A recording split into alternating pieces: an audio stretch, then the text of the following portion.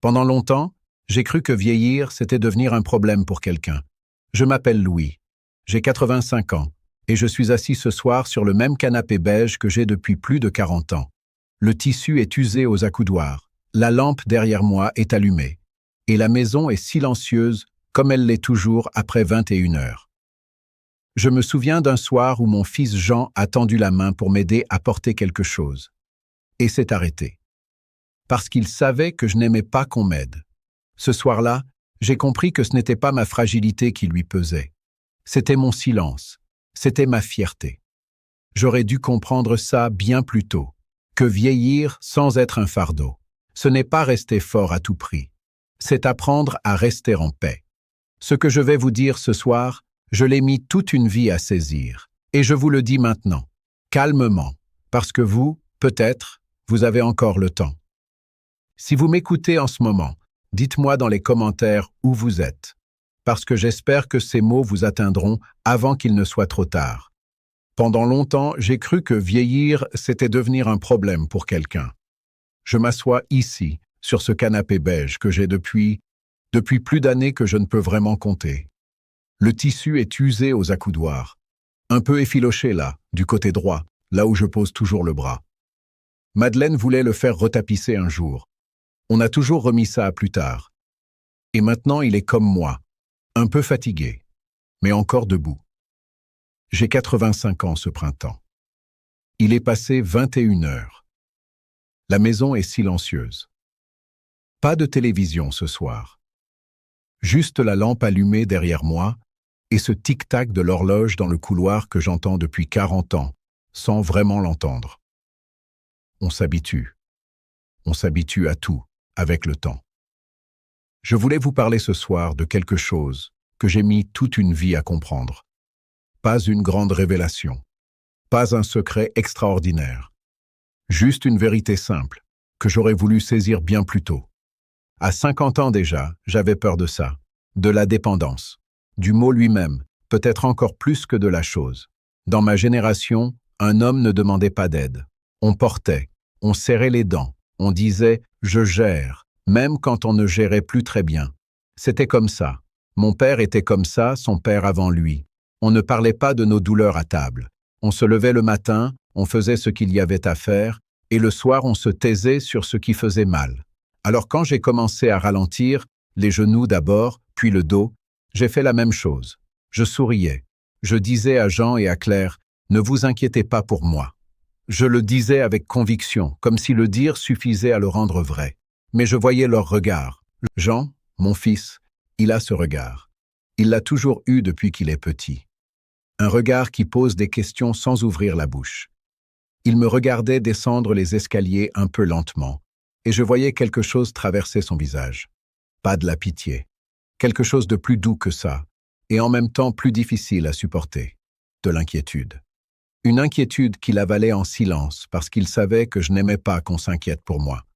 Claire, elle posait des questions directes. « Papa, tu as bien mangé? Papa, tu as vu le médecin ?» Et moi, je répondais vite, un peu trop vite parfois, pour fermer la conversation avant qu'elle s'ouvre vraiment. Pendant des années, j'ai cru que c'était de la bienveillance de ma part. Ne pas les charger, ne pas peser. Les laisser vivre leur vie sans que mon vieillissement devienne leur souci quotidien. Mais un jour, je me souviens très bien de ce jour-là, Jean est venu m'aider à porter quelques cartons à la cave. Des affaires de Madeleine que je n'arrivais pas à me résoudre à trier, mais que je ne pouvais plus laisser là non plus. Il avait levé un carton, et puis il s'était arrêté. Il m'avait regardé. Il avait ouvert la bouche pour dire quelque chose, et puis il s'était ravisé. Il avait posé le carton. Il avait attendu que je le soulève moi-même. Et moi, j'avais soufflé un peu plus que nécessaire en le prenant.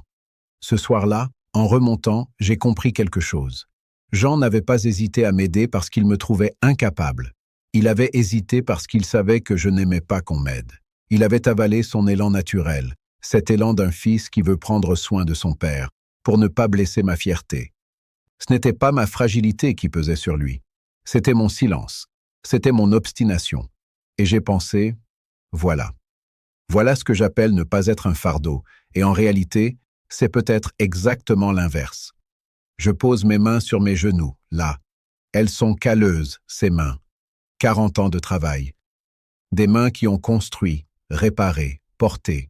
Des mains qui ont aussi tenu la main de Madeleine pendant les derniers mois. Doucement. Comme si je pouvais retenir quelque chose. Madeleine et moi, on avait nos habitudes dans ce salon. Elle sur le fauteuil près de la fenêtre, moi ici. On regardait la même émission sans toujours la regarder vraiment. On commentait peu. On était bien, simplement. Ce genre de silence qui n'a rien de pesant. Le silence de deux personnes qui n'ont plus besoin de remplir l'espace pour se sentir ensemble. Mais on évitait certains sujets. La vieillesse. La dépendance. Ce qui viendrait après, inévitablement. On en parlait par le bord, jamais en face. Comme si ne pas nommer les choses pouvait leur demander poliment d'attendre encore un peu. Une nuit, c'était l'hiver. Il faisait froid dehors. On entendait le vent dans les volets. Madeleine m'avait dit doucement, sans me regarder, les yeux sur ses mains, « Promets-moi qu'on ne compliquera pas la vie des enfants. » J'avais répondu, « Promis. » Rapidement. Trop rapidement. Comme une évidence. Mais je n'avais pas vraiment réfléchi à ce que ça voulait dire.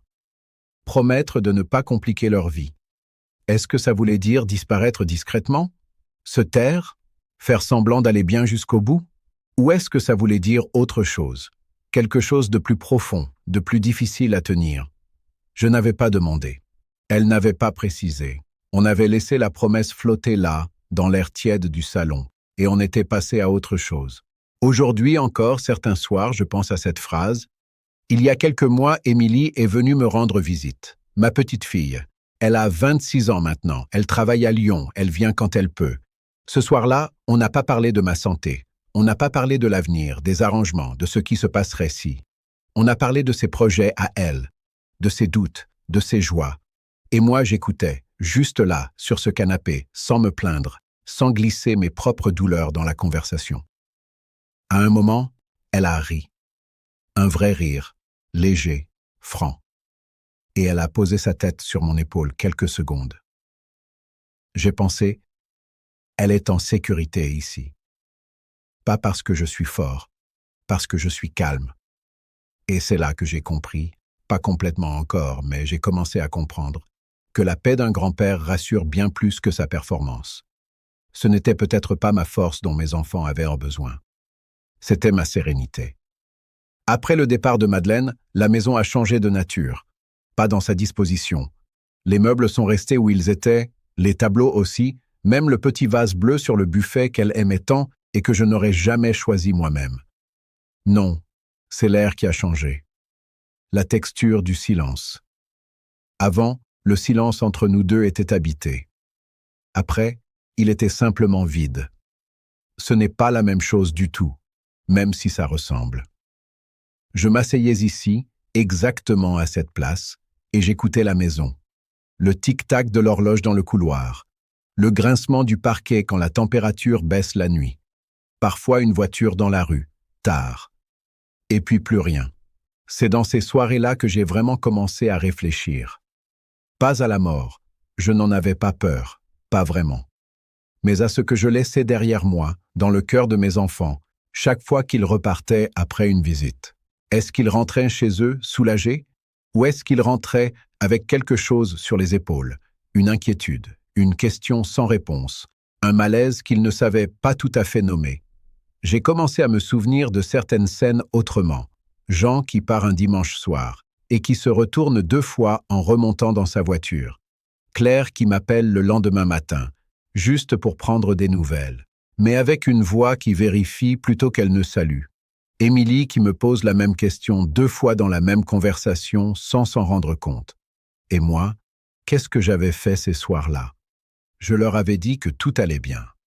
Parfois avec une légère impatience, comme si leur inquiétude était exagérée ou importune. Parfois avec cette manière que j'ai de changer de sujet trop vite, de parler de la météo ou du jardin avant qu'ils aient eu le temps de finir leur phrase. Je croyais les protéger. En réalité, je les laissais repartir avec le poids de ce que je n'avais pas dit. Ce n'est pas la dépendance qui fait d'un parent un fardeau. Ce n'est pas le corps qui faiblit, la mémoire qui hésite, les jambes qui demandent plus de temps dans les escaliers. Non. Ce qui pèse vraiment, ce qui s'accumule silencieusement dans le cœur d'un enfant, c'est l'ambiguïté. C'est de ne pas savoir, c'est de devoir deviner. Un père qui dit clairement « J'ai mal au dos aujourd'hui, mais ça ira » est moins lourd à porter qu'un père qui serre les dents en souriant et laisse ses enfants rentrer chez eux avec un doute. J'avais mis des décennies à comprendre ça. Ce que je regrette le plus, et je pèse ces mots, parce qu'à mon âge on n'emploie pas le regret à la légère, ce n'est pas d'avoir vieilli. Le vieillissement, je l'accepte. Le corps fait ce qu'il fait. Ce n'est pas ça. Ce que je regrette, c'est de ne pas avoir appris plus tôt à recevoir. Recevoir de l'aide. Recevoir de l'inquiétude. Recevoir l'amour de mes enfants dans les formes qu'ils prenaient. Une main tendue vers un carton, une question posée 2 fois, un appel un lundi matin. Sans que ma fierté s'interpose comme un mur entre eux et moi. En voulant rester fort à tout prix, j'ai parfois empêché Jean et Claire d'exprimer quelque chose qui leur appartenait. Quelque chose d'humain, de naturel, de bon. Le soin qu'un enfant veut donner à un parent vieillissant, ce n'est pas une charge pour l'enfant. C'est souvent une façon d'aimer. Et quand on refuse systématiquement, on ne protège pas. On prive. Recevoir avec gratitude, pas avec résignation, pas avec honte, mais avec une vraie gratitude tranquille. C'est peut-être l'un des actes les plus généreux qu'un vieux père puisse faire pour ses enfants. Ça, Madeleine l'avait compris avant moi. Elle avait cette grâce naturelle pour accepter l'aide en faisant sentir à celui qui aidait qu'il offrait quelque chose de précieux. Je la regardais faire, et je me disais que c'était un trait de caractère, quelque chose qu'on avait ou qu'on n'avait pas. Je n'avais pas encore compris que c'était une discipline, quelque chose qu'on choisit, chaque jour, délibérément. Je regarde mes mains posées sur mes genoux. Ces mains ne feront plus ce qu'elles faisaient à 40 ans. Je n'irai plus porter de carton à la cave. Je ne monterai plus sur une échelle pour peindre les volets. Ce temps-là est passé, et il est passé sans que je lui dise vraiment au revoir. Comme beaucoup de choses dans une vie, ça part doucement, sans cérémonie. Mais ce que ces mains peuvent encore faire, c'est rester ouvertes, pas fermées, pas crispées sur une fierté qui ne sert plus à grand-chose. Ouverte. Vieillir sans être un fardeau, j'ai compris que ça commence bien avant 80 ans. Ça commence quand on apprend à simplifier, à ne pas accumuler de rancunes qui finissent quand par empoisonner l'atmosphère des réunions de famille, à parler clairement de ses volontés, ce qu'on veut pour la fin, où sont les papiers, comment on souhaite que les choses se passent, pour ne pas laisser ses enfants naviguer dans le brouillard au moment le plus difficile. Ça commence quand on arrête de confondre la dignité avec la fermeture. La dignité, ce n'est pas de ne jamais avoir besoin, c'est de rester reconnaissant quand on a besoin. C'est de garder une paix intérieure assez solide pour que les gens qui nous aiment puissent s'asseoir à côté de nous sans repartir avec un nœud dans la poitrine. Un parent ne devient pas un poids parce qu'il a besoin d'aide. Il devient lourd quand il refuse la paix. Je ne sais pas combien de soirées comme celle-ci il me reste. Je ne le calcule pas. Ce n'est pas de la résignation. C'est simplement que le comptage ne sert plus à grand-chose à mon âge. Ce qui compte, c'est ce qu'on fait du soir qui est là. Ce soir, je suis assise ici. La lampe est allumée. Il y a une légère odeur de café froid dans la tasse que j'ai oubliée sur la petite table tout à l'heure. L'horloge dans le couloir fait son bruit patient depuis 40 ans. Et je pense à Jean, à Claire, à Émilie. J'espère qu'ils vont bien ce soir, chacun chez soi, chacun avec sa propre vie qui avance. J'espère qu'ils ne s'inquiètent pas trop. Et si parfois l'inquiétude revient quand même, comme elle revient toujours pour ceux qui aiment, j'espère qu'ils savent, au fond, que leur père est en paix ici.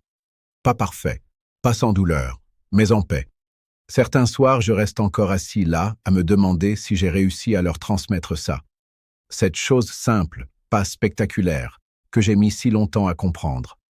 Que vieillir sans être un fardeau, ce n'est pas rester fort, c'est rester en paix.